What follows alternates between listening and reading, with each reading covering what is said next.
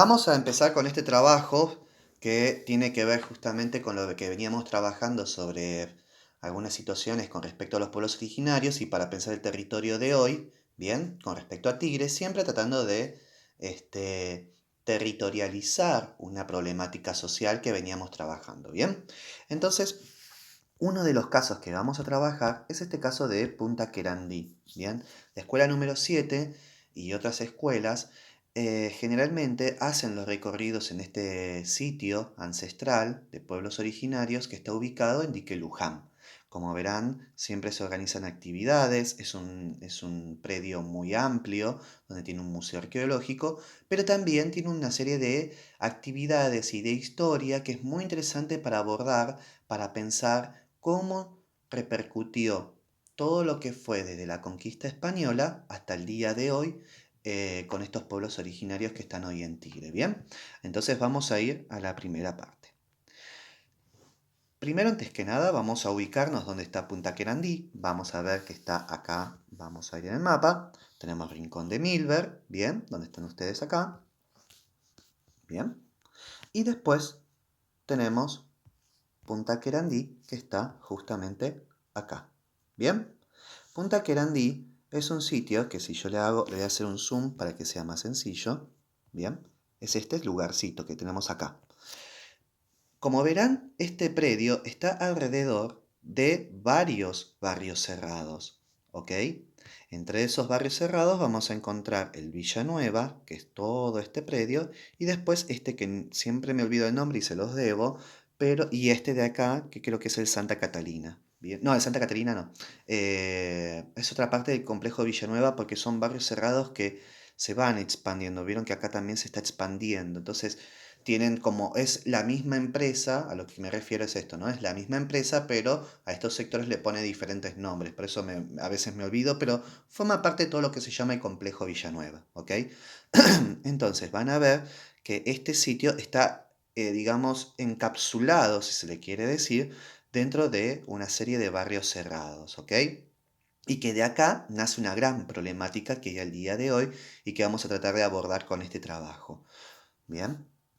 Entonces, lo primero que hay que saber sobre Punta Querandí, este sitio público, educativo, arqueológico y sagrado, sagrado obviamente porque tiene que ver con la cultura indígena, ¿no? Que justamente quienes habitaban el territorio de Buenos Aires, especialmente en el delta de Tigre, de San Fernando, de Zárate y de Entre Ríos, que eran los guaraníes, los querandíes, perdón, y que fueron, digamos, desplazados por los inmigrantes europeos y por el Estado Nacional en su momento, estoy hablándoles de 1880 más o menos, para que se den una idea, que fue hace más de 100 años, y que luego de una serie de excavaciones que hicieron los barrios privados para poder construir en el lugar que yo les había mencionado, vieron esta zonita que yo les remarqué, ¿no? Cuando el Santa Catalina perdón, y dale con el Santa Catalina. Cuando el barrio Villanueva quiere expandirse, porque primero el Villanueva era esto, y después se empieza a expandir hacia acá, hacia acá, hacia acá y hacia acá, ¿no? Y cuando quiere expandirse sobre esta zona, bien, se encuentra con que hay restos arqueológicos, bien, tales como cerámicas, vasijas, puntas de flechas se encontraron.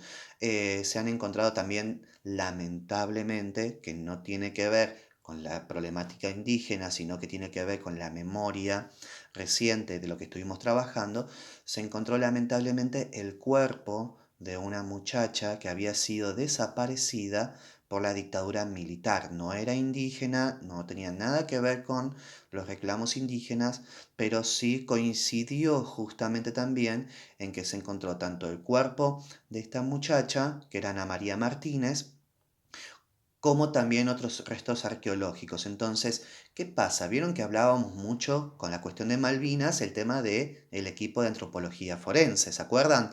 Entonces, el equipo de antropología forense, cuando encuentran el cuerpo de Ana María Martínez y cuando encuentran también estos restos, lo que se procede en estas situaciones es parar por un momento el emprendimiento, es decir, la excavación del emprendimiento, para poder hacer el estudio de esos restos, tanto humanos como arqueológicos, para determinar primero la identidad, ¿no? Primero que era lo principal sobre ese cuerpo de esa muchacha que se había encontrado. Y segundo, después con respecto a los restos arqueológicos, el traslado de algunos elementos y su estudio posterior, ¿no? Entonces este sector que yo les remarqué acá con amarillo, ¿no? Se convirtió en una zona, que podríamos decir, de trabajo arqueológico, ¿bien? De ahí se empezaron a sumar organizaciones de derechos humanos y también agrupaciones indígenas que cuando se encuentran restos arqueológicos indígenas, lo que se promueve, y también porque hay leyes del Estado que protegen estas situaciones, lo que se promueve es construir sitios arqueológicos, ¿no? Sitios que sean de memoria, sitios que sean tanto memoria de la dictadura como memoria indígena, sitios educativos. Es más, hoy por hoy tienen un museo dentro de este predio que las mismas organizaciones indígenas elaboraron. Este, y además también, bueno, ¿no? Toda esta cuestión que tiene que ver con la lucha por pensar este espacio, este sitio, para que sea utilizado como un sitio educativo y que no sea, si se le quiere decir, tragado por el barrio cerrado, ¿no? Obviamente que esto ya entra una lucha de poderes entre los sectores económicos inmobiliarios como el barrio cerrado, ¿no? Que desea seguir construyendo, y los intereses de las agrupaciones indígenas y de derechos humanos de memoria por los desaparecidos de la última dictadura, para declarar a este sitio como un sitio educativo de memoria y ancestral. ¿Bien? Entonces, esto trajo muchas disputas durante muchos años, que un poco hasta el día de hoy lamentablemente continúan, donde el barrio cerrado Villanueva sigue presionando para poder apropiarse de este sitio que, bueno, que ya hoy por hoy, con toda la infraestructura que tiene, ya se encuentra muy emplazado. Y que bueno, y que necesita el acompañamiento del municipio de Tigre para poder desarrollar también las actividades educativas, ¿no? Porque realmente no es que este sitio sagrado quedó ahí abandonado ni nada por el estilo. En este sitio se realizan un montón de acciones, tanto educativas como de talleres, como de visitas, como trabajos también con museos como el Museo de la Plata. Hay muchas actividades que se desarrollan en Punta Querandí, bien, que ahora las vamos a trabajar en más detalle. Por eso es que en este sitio sagrado de Punta Querandí, se habla más que nada de, de la comunidad indígena de Punta Querandí, y que por ley, amparado por la Constitución Nacional y por las resoluciones de leyes sobre asuntos indígenas, se puede considerar como otorgamiento de tierras para reparar históricamente esas tierras que se le habían quitado en 1880. ¿Se acuerdan que les contaba esto, que en 1880 el Estado le había quitado tierras a muchos indígenas y se la dieron a grandes empresarios de aquel momento? Bueno, entonces, a partir de varios reclamos, de juicios, de muchas luchas que tienen que ver con la pérdida de tierras de los indígenas, bueno, se consiguen estas leyes que ahora protegen estas tierras, ¿ok? Entonces, por eso estamos hablando de una comunidad indígena que hoy por hoy está emplazada ahí. ¿Y qué comunidades indígenas vamos a encontrar? Vamos a encontrar comunidades que provienen de la cultura guaraní, de la cultura coya del norte. Después voy a explicar por qué hay una comunidad tan lejana, andina, tiene que ver todavía con Punta Querandí, comunidades Cuom, ¿bien? O Tobas, y otros colectivos, ¿no? Es muy diversa esta comunidad, no es que representa a un solo grupo indígena, representa a varios grupos indígenas, ¿bien?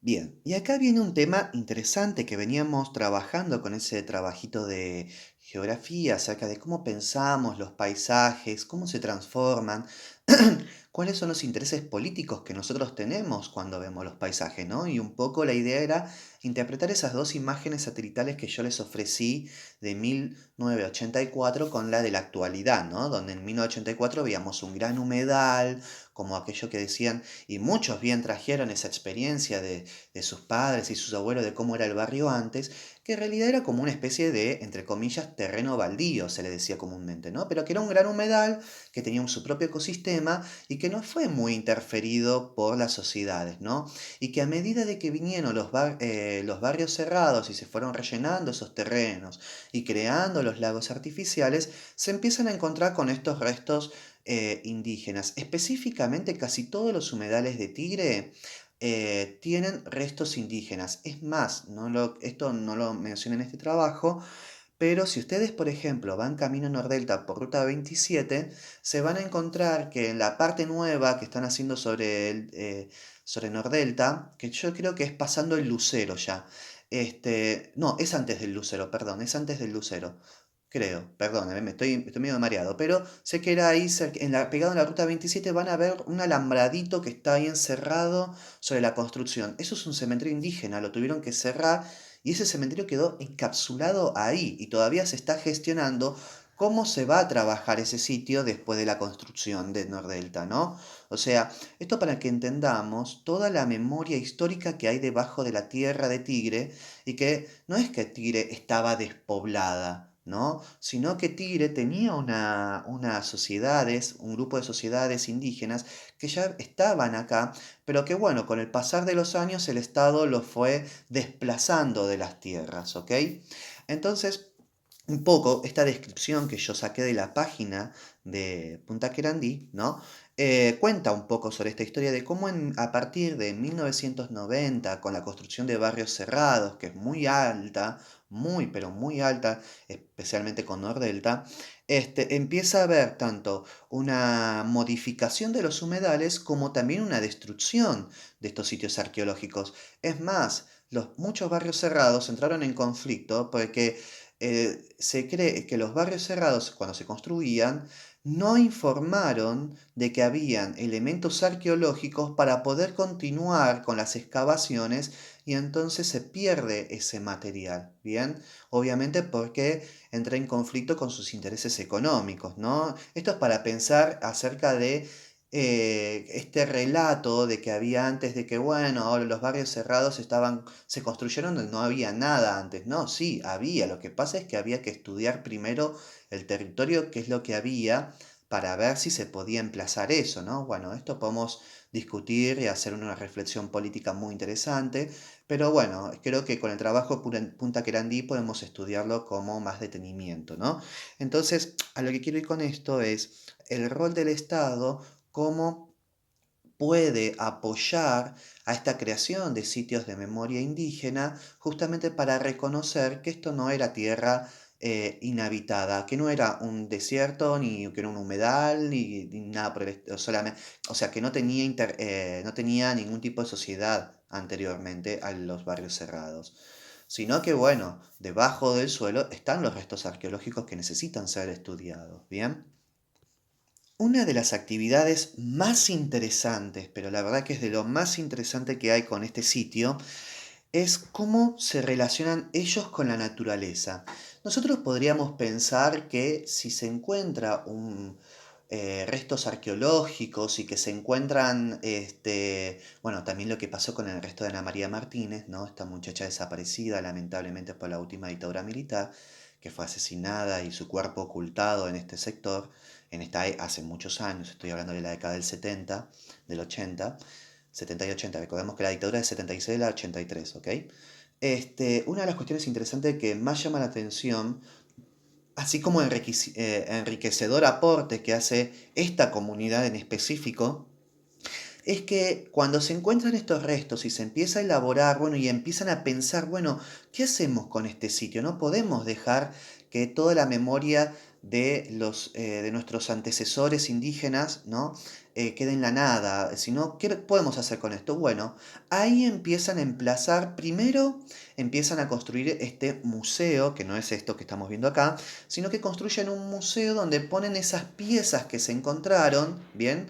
Que se pueden visitar al día de hoy y también ofrecen tanto desde mapas antiguos que reconocen esta situación y que también material de lectura para poder entender. O sea, a lo que voy con esto es que empiezan ya a resolver democráticamente entre ellos mismos la producción de conocimiento. Esto es muy importante porque tranquilamente podían ofrecer esos restos que se los lleve a algún museo, como el Museo Reconquista, que está acá en Liniers, o el Museo de La Plata, que es el más grande de todos, que justamente tiene el equipo para poder estudiar todo esto, pero la misma comunidad dice, no, bueno, pero a ver, trabajémoslos nosotros y de paso eh, lo transformamos en un lugar educativo para la comunidad de Tigre, ¿no? Porque si no, los chicos, ¿dónde van a encontrar todo esto? ¿Qué? ¿Se tienen que ir hasta La Plata a verlo?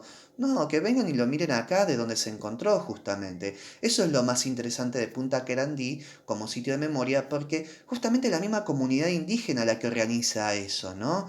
Y eso es súper enriquecedor.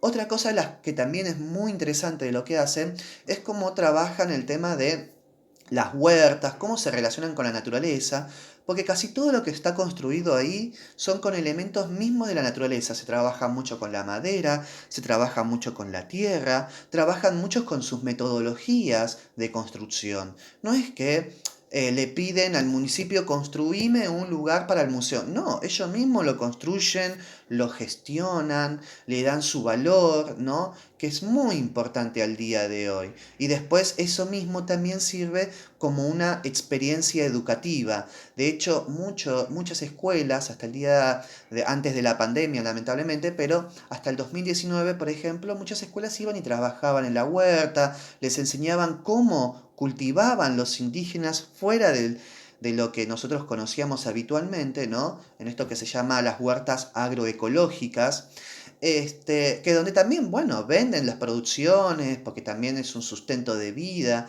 y con esas pequeñas ganancias van mejorando el sitio de a poco. O sea, la verdad que lo que han hecho esta comunidad con este sitio es increíble, porque entre ellos mismos se lo gestionaron. Entre ellos dijeron, bueno, a ver, participemos democráticamente de este paisaje, intervengamos con nuestras culturas, retomemos estos saberes ancestrales. Ellos le dicen saberes ancestrales porque tienen más de 500 años estos conocimientos. Y volvamos a traer esa historia viva, esa memoria viva para conocimiento de todos y todas de Tigre, ¿no? Así que por eso es interesante trabajar en base a esto y bueno, ojalá que el día de mañana, luego de la pandemia, podamos visitarlo para que ustedes vivan esa experiencia también por un día, ¿no? Bien, ahora, vieron que yo les decía que ellos se organizaron para intervenir este paisaje, este sitio en especial, y lo interesante es cómo ellos se organizan para hacerlo, ¿no? Ellos se organizan mediante una asamblea comunitaria entre los miembros de la comunidad, que también lo hacen abierto también a la comunidad de Tigre, cualquiera puede participar, obviamente hay que estar metido en el tema para entender bien de qué se trata, los temas que tocan. Pero lo interesante es que ellos, mediante una asamblea democrática, van pensando en qué es lo que hace falta, en qué es lo que hay que mejorar, cómo pensar las construcciones, cómo pensar también los rituales, porque ellos también siguen con sus propios rituales ancestrales, bien, como el tema de la pacheta, de la pachamama, más que nada porque tenemos comunidades collas, que acá es lo que yo quería comentar acerca de cómo llega esa comunidad colla. Y acá hago como un paréntesis, ¿no? Dentro de la comunidad hay integrantes que son descendientes de Colla que estaban en Tigre y en Garín. No me quiero olvidar de algunos municipios. Y en Garín, porque justo este sitio limita con Garín también y con Maswich. Entonces, ¿qué pasó? Cuando cuenta su experiencia esta persona, que obviamente está también con otros integrantes Colla, eh, porque siempre la pregunta era de, ¿qué hace un descendiente Colla en Tigre? Si los Collas son de Salta, de Jujuy, o sea, son andinos, son comunidades andinas. Bueno, la historia es terrible, porque resulta que a principios del siglo XX, cuando se les quitaban la tierra a los indígenas para dársela a los empresarios agricultores, bien, estas familias del norte fueron capturadas y enviadas para Buenos Aires para trabajar en los campos de cultivo de estos empresarios, a modalidad de trabajo esclavo, lamentablemente. Pese a que estaba prohibido ya por ley el trabajo esclavo, hubo trabajo esclavo a principios del siglo XX. Les estoy hablando del 1900, 1920, ¿bien? Me animaría a decir que hasta 1930 hubo trabajo esclavo indígena todavía. Entonces, muchas familias del norte que fueron desplazadas de sus tierras fueron obligadas a trasladarse a Buenos Aires, obligadas porque la trasladó el ejército argentino a Buenos Aires, específicamente en una isla que se llama la isla Martín García. En esa isla eran repartidos, literalmente, y muchas familias fueron divididas. Los ponían en una ronda a todos los indígenas, que estaba a un número de indígenas determinado, que iban a repartir, y contaban de 1 a 4, de 1 a 5, y decían, bueno, estos 5 para allá, estos 5 para allá y estos 5 para acá. Y claro, en esa repartija que hacían, dividían hermanos, dividían familias, dividían madres e hijos. Algunos fueron a trabajar a los campos de Jujuy para trabajar el azúcar para la edesma, lo que sería la edesma hoy. Otros serían enviados para trabajar a las cosechas a los campos de cultivo de Olavarría, otros también dentro de Tigre, o sea, fueron repartidos inhumanamente, ¿no? Entonces, Punta Querandí representa hoy por hoy un lugar de encuentro de todos esos descendientes que se vieron obligados a dividirse, ¿no? Que esto es lo que también ellos están luchando, ese reencuentro después de esa división, que todavía están luchando con el pasar de tantas décadas, ¿bien? Porque ya pasaron casi 100 años, recordemos, creo, yo si no mal recuerdo, 1933 fue cuando ya se termina este sistema de repartija de indígenas. Este, entonces todavía no pasaron ni 100 años de este sistema, ¿ok? Por eso hay muchas familias todavía que están encontrándose y bueno, y estos sitios como Punta Querandí también son sitios de encuentro, ¿ok? Bien, en este mapa, que yo les hago más en detalle, ya vemos dónde se encontraron los sitios, perdón, los restos arqueológicos dentro de Punta Querandí. Vieron que yo les hice una linita en amarillo, ¿bien? Donde acá vamos a encontrar el canal Villanueva, ¿bien? Yo se los voy acá a remarcar. Este es el canal Villanueva, que en realidad también hay un problema judicial con esto. ¿Por qué? Porque este canal, bien, que es un canal de poco cauce, que cuando hay poca lluvia baja muchísimo y es muy difícil de navegarlo, pero ¿qué pasa? El complejo Villanueva lo que quiere es conectar este sector con este sector por medio de un pasaje. Esto por ley tanto nacional como provincial y como municipal está prohibido. No se puede apropiar un emprendimiento de un canal fluvial. Puede, de última, crear canales o lagos internos, pero no puede apropiarse de un río o de un arroyo. Entonces, ¿qué pasó acá? Esta es una zona en conflicto muy interesante. Primero, antes que nada, este, los restos arqueológicos que se encontraron en estas zonas que están remarcadas con rojo, bien, acá lo voy a volver a poner, estos son restos arqueológicos, vieron que también hay cráneos humanos que se encontraron de indígenas, en este caso. Los restos de Ana María Martínez se encontraron, si no mal recuerdo, perdón que esté medio perdido, se encontraron en este sector, ella, de la chica desaparecida. Y después los fragmentos de restos humanos indígenas en este sector y después en el otro sector también hay excavaciones de vasijas, punta de flecha, etcétera, ¿no? Pero bueno, y todo este gran sector sería Punta Querandí en específico, ¿bien? Villanueva, lo que quería hacer el complejo Villanueva, era apropiarse tanto de este sector, como les estoy remarcando acá, como de este sector, ¿bien? Y apropiarse de este río para que sea de uso del barrio cerrado, que está prohibido por ley. Obviamente que con la aparición de estos restos arqueológicos no pueden hacer eso, ¿bien? Y que además, una cuestión que empieza a suceder es que en este sector que no se ve bien, pero también si uno sigue el mapa para allá, hay barrios, que está el barrio San Cristóbal, que está emplazado ahí, que es un barrio que viven algunos vecinos de Tigre, ¿no? Y que casi iban a ser también desplazados, que no tienen nada que ver ni con los indígenas, ni con nada, son vecinos que viven ahí desde hace mucho tiempo, pero que bueno, querían también ser desplazados porque acá, este sector del Villanueva, quería también expandirse para ese lado, ¿ok? O sea, literalmente se querían quedar con toda esta porción de territorio. Es una lucha por el espacio muy fuerte la que hay acá, ¿bien? Pero bueno, producto también de todas las investigaciones arqueológicas, del trabajo comunitario indígena, al acompañamiento que hubo recientemente del municipio, porque recientemente el municipio empieza a acompañar toda esta situación, hoy por hoy Punta Querandí se establece como un sitio educativo, ¿bien? Y de preservación indígena, ¿bien? Y obviamente hasta el día de hoy se sigue luchando para que el Villanueva no se apropie del canal Villanueva, que es este justamente que veíamos acá, ¿no? Bien, entonces para finalizar, la idea es contestar 5 preguntas puntuales para poner a prueba un poco cómo entendieron esta actividad. Ustedes recuerden que pueden compartir también sus opiniones, pueden contar también si conocen algún caso anteriormente que hayan trabajado en el colegio. Acá ustedes siempre recuerden que pueden poner otras cosas también que tengan que ver con el tema, ¿ok? Lo mismo si no entienden algún punto, siempre me chiflan y yo ahí estoy, ¿eh? Entonces, punto uno. ¿Quiénes conforman Punta Querandí? Bueno, recordemos quiénes son las comunidades, ¿no? Esto de los guaraníes, los collas, los Cuom, que están emplazados ahí, ¿bien?